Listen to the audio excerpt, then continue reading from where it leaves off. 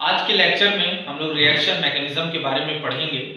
Organic reaction को समझने के लिए उसकी मैकेनिज्म को आना बहुत ज़रूरी है, क्योंकि बड़े बड़े एग्जाम जैसे आईआईटी, नीट, एम्स को क्वालिफाई करने के लिए इस मैकेनिज्म को समझना बहुत ज़रूरी है, क्योंकि इसका एक अच्छा खासा पोर्शन एग्जाम में रहता है। और कम समय में कैसे हम ज़्यादा से ज़्यादा क्वेश्चन को सॉल्व कर सकते हैं, इनका तरीका भी आपको धीरे धीरे हमारे लेक्चर से जैसा आप जुड़ते चले जाएंगे वैसा आपको पता चलता जाएगा। तो आज हम लोग स्टार्ट करेंगे सबसे फर्स्ट हेडिंग रिएक्शन से।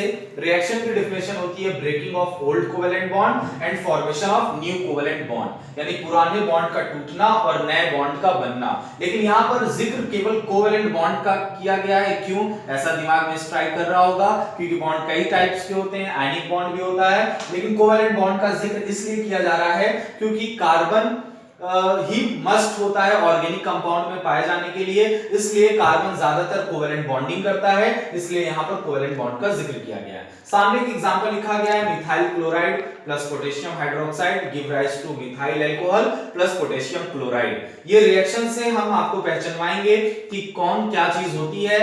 एरो के साइड लिखे हुए सारे जितने भी कंपाउंड्स हैं वो कलेक्टिवली रिएक्टेंट में आते हैं। इनमें जो अटैक करता है उसको रिएजेंट बोलते हैं, और जिसके ऊपर अटैक होता है यानी जो अपनी साइड प्रेजेंट कराता है उसको हम लोग सबस्ट्रेट कहते हैं। और इस रिएक्शन को होने के बाद जो हमें कंपाउंड्स मिलते हैं उसे हम लोग प्रोडक्ट कहते हैं।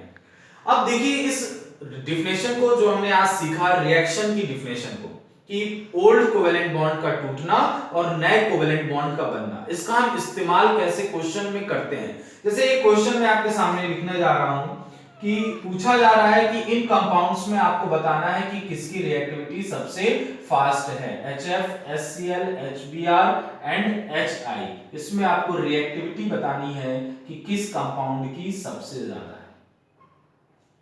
अब रिएक्टिविटी किस बात पे डिपेंड करती है? रिएक्टिविटी डिपेंड करती है फास्ट रिएक्शन से, यानी कौन फास्ट रिएक्शन करता है। फास्ट रिएक्शन कब होगा? आइए रिएक्शन की डेफिनेशन से जानते हैं। रिएक्शन कहता है कि बॉन्ड का टूटना, यानी जब तक बॉन्ड टूटेगा नहीं तब तक नया बॉन्ड बनेगा नहीं, यानी तब तक रिएक्शन स्टार्ट नहीं होगा। यानी रिएक्शन स्टार्ट करने के लिए बॉन्ड का टूटना मस्ट हो गया है, तो फास्ट रिएक्शन वही करेगा जिसका बॉन्ड सबसे पहले टूट जाएगा। आइए देखते हैं किसका बॉन्ड सबसे पहले ब्रेक होता है। Fluorine, chlorine, bromine, iodine 7th ए ग्रुप के एलिमेंट हैं, और ग्रुप में ऊपर से नीचे जाने पर साइज बढ़ता है, ये सबको मालूम होना चाहिए। जैसे जैसे साइज बढ़ेगा वैसे वैसे अट्रैक्शन फोर्स ग्रुप में ऊपर से नीचे जाने पर डिक्रीज करता है, क्योंकि न्यूक्लियस से दूरी बढ़ती चली जा रही है।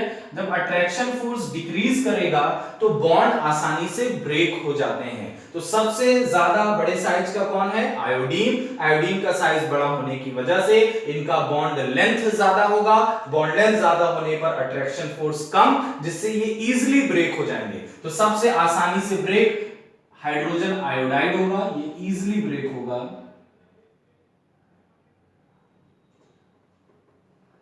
इसलिए ये सबसे फास्ट रिएक्टिव होगा।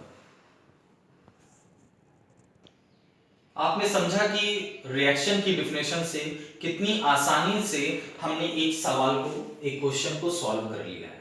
तो इस तरीके से डायरेक्ट क्वेश्चन को सॉल्व करने के लिए हमें डेफिनेशन का आना मस्ट है, और उस डेफिनेशन से रिलेटेड जिस टाइप के क्वेश्चन आते हैं उनको सॉल्व करना जरूरी है।